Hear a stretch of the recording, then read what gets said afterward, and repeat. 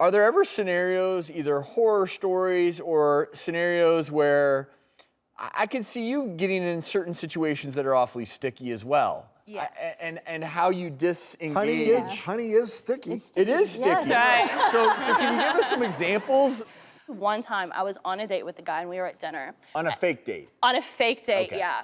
And we're sitting there and we're talking about everything and he's starting to get really touchy. And I'm kind of leaning away a little bit more and he puts his hand on my thigh and starts to go up and I lean back and I was so disgusted by the situation, I actually vomited in my mouth. I thought it was a saying. I know this sounds crazy, and I had to swallow it. And I really liked my dinner, which really put me off. So at that point, I got a little ticked off.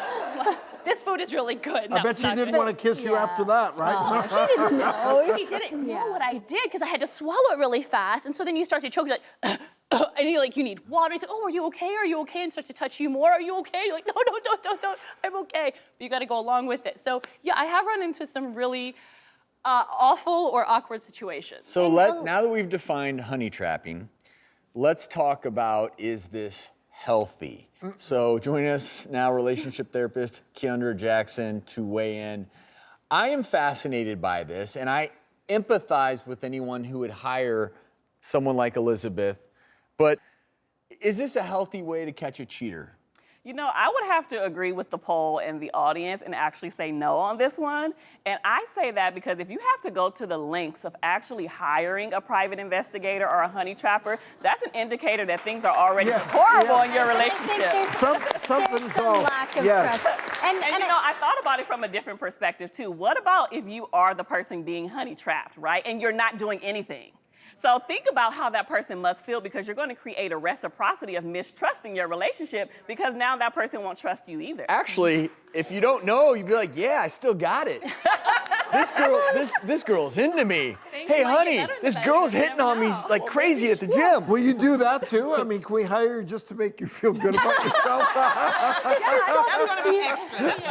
I don't think the PI part comes in it. But Elizabeth, you had a statistic in your interview that I found intriguing, which was you said that 90% of the time when women hire you and they suspect that their spouse or partner would be open to cheating, they are. Yes. And so I think that's to your point, Keandra. If you already have that lack of trust and that suspicion in women's intuition, you know, clearly something has broken down there. There's a problem. Absolutely. I think women's intuition is very high, and we need to honor that when we feel that in our gut.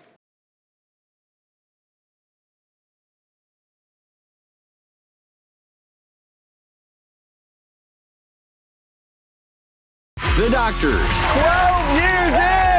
The prognosis you prayed for. For the first time in public, I want to see if she can take a few steps. This is so scary. The treatment you needed. You look fabulous. It's the daytime talk show that's been your cure for over a decade. That is literally taking the lives from their community. I can't believe that this is happening.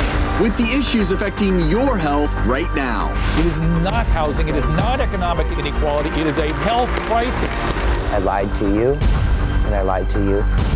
I have a truth that I'm going to reveal. The Doctors, on call for season 12.